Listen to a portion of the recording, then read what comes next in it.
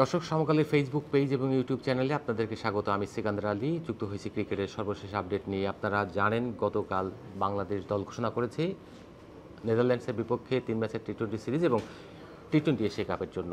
এই দুটো, একটা সিরিজ এবং একটা টুর্নামেন্ট, এই দুটো যে ইভেন্ট হবে, সেই দুটো ইভেন্টে কারা কারা চান্স পেয়েছেন এর মধ্যে আপনারা জেনে গেছেন। তার মধ্যে কেন তারা চান্স পেলেন তার একটা ব্যাখ্যা আজ প্রধান নির্বাচক গাজী আশরাফ হোসেন লিপু মিরপুর শেরেবাংলা স্টেডিয়ামে দিয়েছেন, যেখানে তিনি বলেছেন সাইফ হাসানকে কেন নেওয়া হয়েছে, তারপর ওখানে যে নুরুল হাসান সোহান ব্যাকআপ প্লেয়ার হিসেবে কেন তাকে নেওয়া হয়েছে, কার ব্যাকআপ তিনি, জাকির আলী অনেকের ব্যাকআপ, কেন জাকির আলী অনেকের ব্যাকআপ, কেন তিনজন উইকেট কিপার ব্যাটারকে রাখতে হবে। সোহান তো টি-20তে খুব ভালো ক্রিকেট খেলেননি এবং তার কিন্তু পারফরমেন্স বিপিএলেও ভালো নয়, তবুও কেন তাকে নেয়া, এ নিয়ে প্রশ্ন উঠেছে।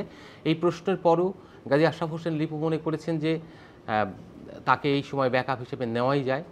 বেসিক্যালি সোহান হলো ওয়ানডে ক্রিকেটার, ওয়ানডেতে ভালো করেন, তাকে ওয়ানডেতে নিলে হয়তো ভালো করতেন। নিউজিল্যান্ডের বিপক্ষে তিনি ওয়ানডে যে ম্যাচটা 50 ওভারের যে গেমটা ছিল নিউজিল্যান্ড এই দলের বিপক্ষে, সেই গেমে তার সেঞ্চুরি রয়েছে, ইভেন 4 ডে গেমে সেঞ্চুরি রয়েছে।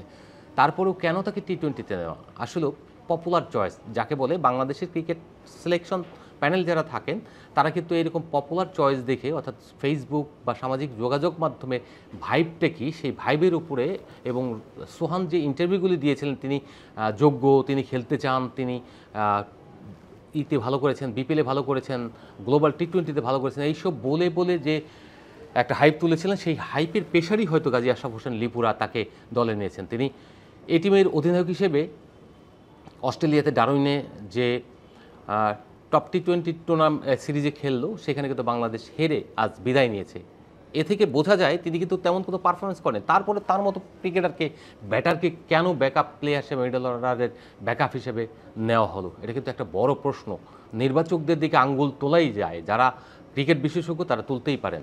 আরেকটা বিষয় হচ্ছে যে এখানে সাইফকে নেওয়ার একটা ব্যাপার উঠে এসেছে। এখানে জিসান আলম কিন্তু খুব ভালো ক্রিকেট খেলছেন, যিনি যদি আমরা ধরি টাইগার্স, বাংলাদেশ টাইগার্স দক্ষিণ আফ্রিকা টাইগার্সের বিপক্ষে খুবই ভালো ক্রিকেট খেলছে, ইমার্জিং দল বেসিক্যালি বলা হয়, সেই দলের বিপক্ষে ভালো ক্রিকেট খেলেছেন, একটা 50 রয়েছে। এবং তিনি এই টুর্নামেন্টে, যে ডারউইনের টুর্নামেন্ট, এই টি-20 টুর্নামেন্টে যে 6টা ম্যাচ খেলেছেন সবগুলিতে তিনি ভালো করেছেন, তার স্ট্রাইক রেট খুব ভালো, তবু তার জন্য জাতীয় দলের দরজা এখনই খুলছে না। কেন খুলছে না? লিপু বলেছেন যে আমরা তাকে বেবি হিসেবে এখনও ট্রিট করি এবং তাকে আমরা ভবিষ্যতে জাতীয় দলের জন্য একটু পরিপক্ক করে নেব, এবং যাতে তিনি লং টার্ম বাংলাদেশ দলকে সার্ভিস দিতে পারেন।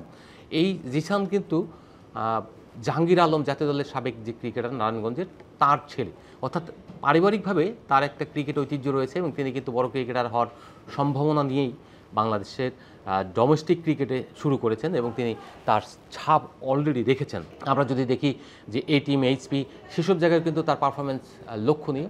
এই ধারাবাহিকতা যদি তিনি ধরে রাখতে পারেন, আশা করা যায় 1 বছরের মধ্যে তিনি জাতীয় দলে আসবেন। সাইফের ব্যাপারটা বলেন, সাইফ কিন্তু 9 ইনিংসে মাত্র একটি 50, তারপরেও 9 ইনিংস কীভাবে, গ্লোবাল টি-20 এবং এই যে ডারউইনের টি-20 টুর্নামেন্ট, সেখান থেকে কিন্তু তার পারফরমেন্স খুব একটা আহামরি না। তিনি স্ট্রাইক রেট হয়তো ভালো করেছেন, কিন্তু লিপু বলে ফেলেছেন যে তার বোলিংটা একটু কাজে লেগে। যখন একটা কোশ্চেন করা হয়েছিল, আমি নিজেই কোশ্চেনটা করেছিলাম যে আপনি যেটা বললেন তার বোলিংটাকে বিবেচনা করা হয়েছে, সেই বোলিং বিবেচনায় কি তাহলে তিনি এবার নেদারল্যান্ডসের বিপক্ষে খেলবেন, ম্যাচ খেলবেন, তার কি একাদশের জায়গা রয়েছে, বা এশিয়া কাপে তার একাদশের জায়গা রয়েছে? বললেন না।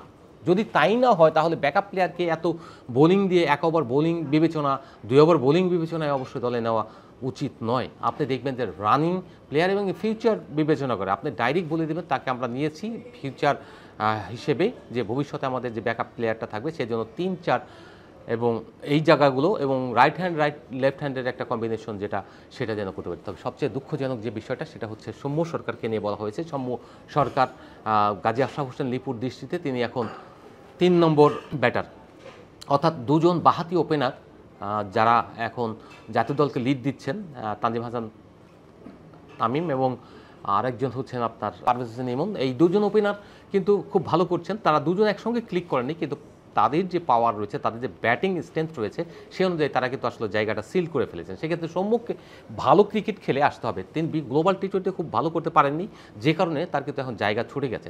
এখন কথা হচ্ছে 3 নম্বর পজিশনে লিটন কুমার দাস যে খুব ভালো ক্রিকেট খেলেন তা কিন্তু নয়। এই প্রথমত তার বাঁহাতি হওয়ার কারণে এখানে সৌম্যর জায়গাটা নড়বড়ে হয়ে গেছে, আর ডানহাতি হওয়ার কারণে লিটনের জায়গাটা পরিপক্ক মানে এখানে পাকাপাকি হয়েছে। ফলে লিটন অধিনায়ক হিসেবে একটা জায়গা পাচ্ছেন, তার সঙ্গে সঙ্গে তিনি ডানহাতি, এই একটা অ্যাডভান্টেজ। সব কিছু মিলিয়ে আসলে লিটনের ফেভারে যাচ্ছে, বাট সৌম্যর ডিসফেভারে যাচ্ছে। কিন্তু সৌম্যকে যখন আপনি 3 নম্বর ওপেনার হিসেবে চিন্তা করেন, তার মানে জাতীয় দলে তার আর জায়গা নেই। তাকে আসতে হলে তাকে 1 নম্বর হয়ে আসতে হবে, কারণ এখন যারা রয়েছেন তারা তো জায়গা ছাড়বেন না। তারা দিনকে দিন যদি ভালো করেন তাহলে সৌম্যর ক্যারিয়ার কিন্তু আস্তে আস্তে শেষের দিকে যাবে। তো সৌম্য তার ক্যারিয়ার প্রতি বিবেচনা করতে পারেননি, সদ্ব্যবহার করতে পারেননি, সুযোগ পরিপূর্ণভাবে কাজে লাগাতে পারেননি। 2015 সালে তার যখন অভিষেক হয় তিনি দারুণ প্রমিজিং নিয়ে এসেছিলেন। 2015 সালের ওয়ানডে ওয়ার্ল্ড কাপে তাকে নিয়মিত খেলানো হয়েছে এবং তিনি পারফরমেন্সটা দিয়েছেন, দারুণ স্টার্টিং ছিল। তিনি কিন্তু ম্যাক্সিমাম টি-20 বিশ্বকাপ খেলেছেন যখন থেকে জাতীয় দলে খেলেন। তারপরও তার এখন সেই সৌম্য যে নাম্বার 1 ব্যাটার হওয়ার কথা টপ অর্ডারে ওপেনিংয়ে, সেই জায়গায় তিনি কিন্তু নেই। অর্থাৎ এটা কিন্তু খুবই দুঃখজনক। বাংলাদেশের যে তার প্রতি যে ইনভেস্টমেন্ট, সেই ইনভেস্টমেন্টকে তিনি ফেরত দিতে পারলেন না। যদি তিনি ধীমান ঘোষের মতো বলেন যে বাংলাদেশ আমাকে যা দিয়েছে তা আমি ফেরত দিয়েছি, তাহলে কিন্তু মানে এইটা বলতে পারেন। কিন্তু সৌম্যর কাছে বাংলাদেশের চাওয়া আর অনেক বেশি ছিল। তিনি এখন 3 নম্বর। আর একটা বিষয় হচ্ছে যে যদি আমরা লিটনের কাছ থেকে আমরা যে আশা করি, সেই আশাটা তিনি পূরণ করতে পারেননি। এখন লাস্ট সিরিজে তিনি 2টো ম্যাচ ভালো খেলেছেন শ্রীলঙ্কার বিপক্ষে, বাট দেশে তিনি কিন্তু পাকিস্তানের বিপক্ষে ভালো করেননি। তার কিন্তু নেদারল্যান্ডস এবং এশিয়া কাপ, এই একটা সিরিজ এবং একটা টুর্নামেন্ট তার জন্য খুবই ইম্পর্টেন্ট। আমরা আশা করব এই জায়গায় তিনি খুব ভালো করবেন, না হলে কিন্তু তাকেও 3 নম্বর 4 নম্বর হয়ে যেতে হবে।